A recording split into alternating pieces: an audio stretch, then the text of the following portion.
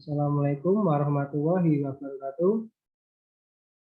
Baik, perkenalkan kami dari kelompok 2 yang terdiri dari 3 orang. Yang pertama itu saya sendiri, nama Yuki Dwi Prasetyan, NIM 202112134. Kedua, Fenty Karlina, NIM 202112137. Yang terakhir, ketiga, Elsa Nurhalisa, NIM 2021156. Baik, di sini kami kelompok 2 akan mempresentasikan konsep biaya dan perilaku biaya Baik, kita langsung ke slide pertama.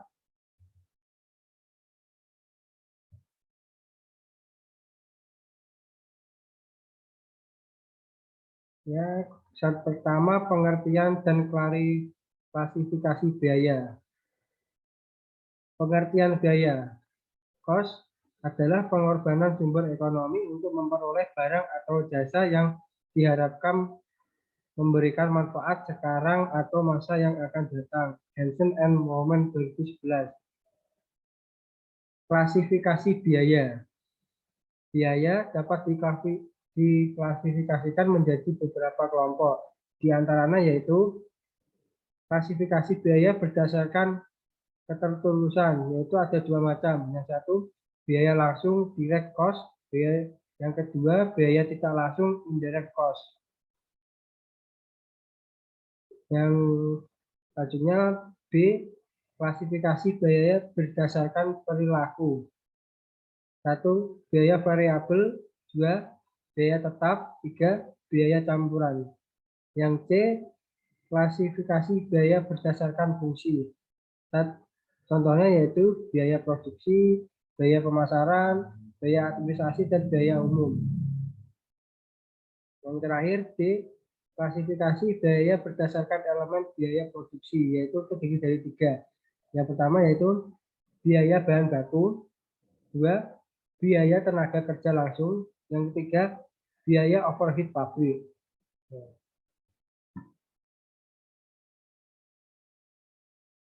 Selanjutnya, slide kedua, pembebanan biaya. Objek biaya. Objek biaya adalah unsur berupa apapun yang kepadanya biaya dibebankan. Objek dapat berubah produk, departemen, aktivitas, dan bahkan pelanggan. 2, metode pembebanan biaya. Pembebanan biaya adalah penentuan biaya yang dikonsumsi oleh objek biaya. 3 metode pembebanan biaya yaitu terdiri dari yang tersebut ini. Yang pertama, penelusuran langsung, direct tracing. Yang kedua, penelusuran pemicu, driver tracing. Yang ketiga, alokasi, allocation.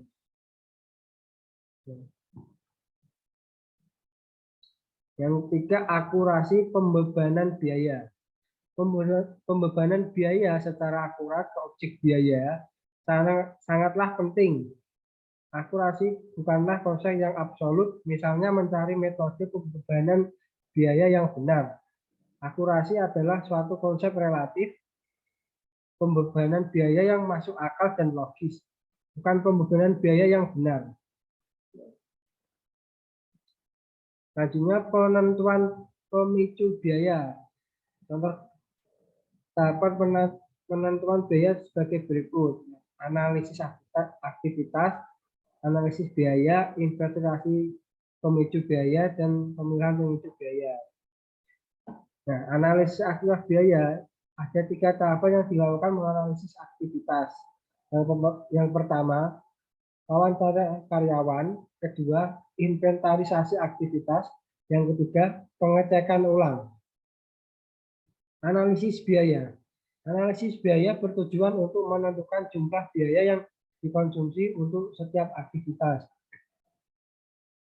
Inventarisasi pemicu biaya. Inventarisasi dilakukan untuk mengetahui faktor penyebab tinggi rendahnya konsumsi biaya. Yang terakhir, penentuan pemicu biaya. Dasar untuk menentukan pemicu biaya adalah adanya hubungan sebab akibat antara biaya dan aktivitas.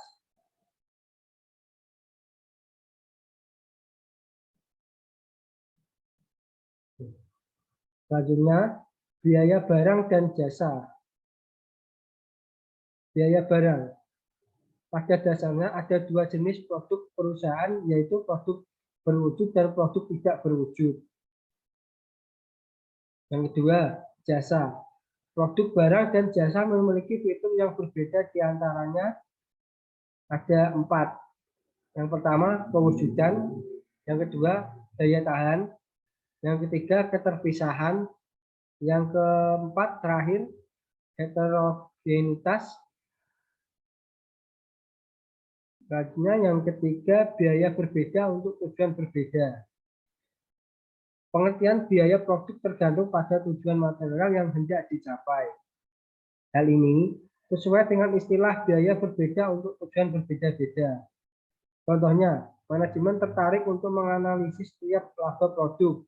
Untuk mendukung tujuan ini, manajemen memerlukan informasi tentang semua pendapatan dan biaya yang berhubungan dengan suatu produk. Yang keempat, biaya produk dan pelaporan keuangan eksternal.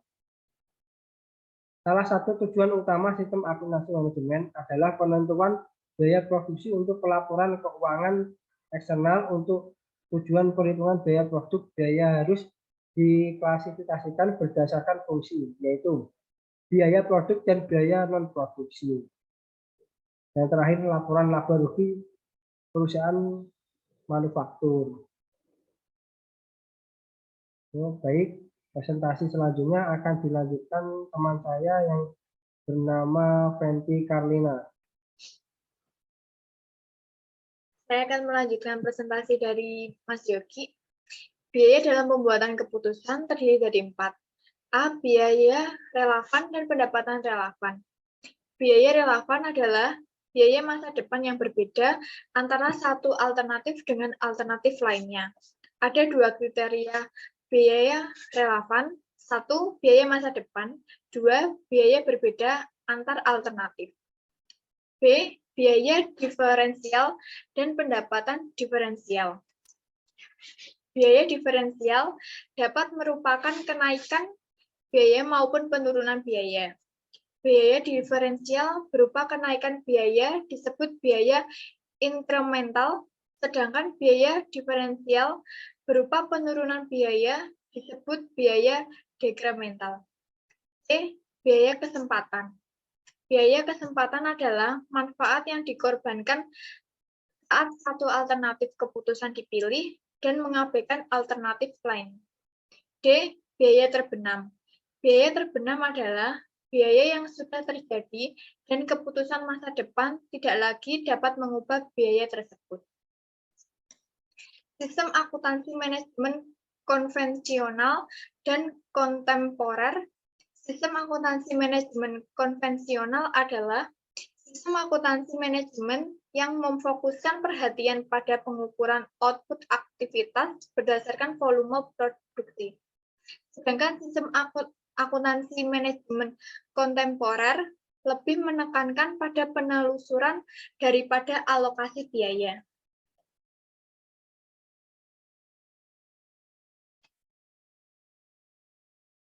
Perilaku biaya. 1. Kategori perilaku biaya. Perilaku biaya atau cost behavior adalah pola yang menggambarkan bagaimana jumlah biaya bervariasi atas perubahan aktivitas bisnis. Berikut ini 3 jenis perilaku biaya. 1. Biaya variabel atau variable cost. 2. Biaya tetap atau fixed cost. 3. Biaya campuran atau mixed cost. 3. Biaya 2. Biaya aktivitas. 3. Biaya variabel. 4. Biaya tetap. 5. Biaya campuran. 6. Kisaran relevan dan horizon waktu. 7. Sumber daya, aktivitas, dan perilaku biaya sumber daya fleksibel. terdiri dari 2, sumber daya terikat dan biaya bertahap. 8, teknik pemisahan biaya campuran. Ada 3 pendekatan yang lazim digunakan dalam memisahkan biaya variabel dan biaya tetap dalam biaya campuran. Ketiga metode tersebut adalah 1. Metode grafik atau scatter plot method, 2. Metode titik tertinggi dan terendah atau highest and lowest point method, 3. Metode regresi kuadrat terkecil atau least squares regression method, terdiri dari 2, metode grafik dan tahapan analisis biaya. Perkenalkan, nama saya Elsa Nurhalisa, NIM 2021212156. Grafik biaya pemeliharaan. Berdasarkan grafik di atas, dapat digarisbawahi pemeliharaan kira-kira berada pada angka 130.000 di sisi vertikal. Pada sisi vertikal 130.000 ini menunjukkan biaya tetap. Selanjutnya, bagaimana dengan biaya variabelnya? Caranya adalah dengan menggunakan sampling pada biaya 500.000 dengan pemicu sebesar 440 jam.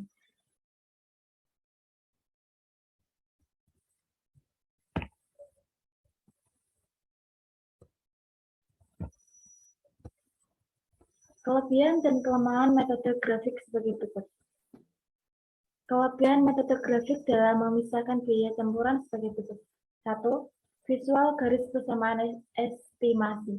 Secara kasat mata, titik ini dapat ditarik garis yang mencerminkan kondisi yang sebenarnya sehingga dapat menentukan besarnya biaya tetap dengan lebih mudah. 2. Visualisasi ketepatan pemilihan pemicu biaya. Visualisasi ini digunakan untuk menggambarkan apabila pemicu biaya, misalnya jam kerja ini telah tepat digunakan dalam perhitungan biaya campuran. Kemungkinan bisa juga memicu jam kerja ini tidak tepat dalam pemisahan biaya campuran ini. Kelemahan metode grafik dalam memisahkan biaya campuran yaitu metode ini menghubungkan garis melalui titik yang menyentuh sebagai titik yang dianggap mewakili hubungan pemicu. Disinilah ilmu kira-kira dalam menarik garis lurus ini sehingga metode ini dianggap kurang akurat dalam memisahkan biaya campuran.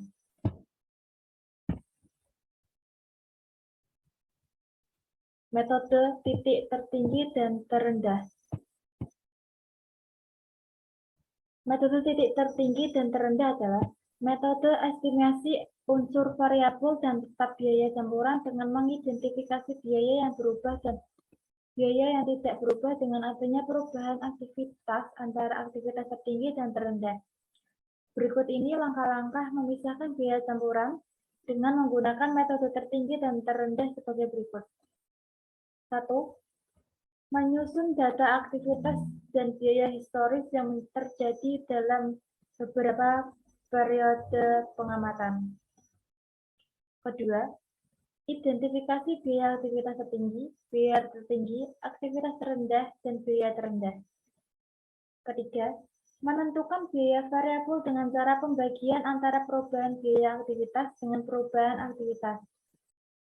Keempat, menentukan biaya tetap dengan cara mencari selisih antara biaya aktivitas titik tertinggi dengan biaya variabel per jam dikalikan dengan aktivitas tertinggi.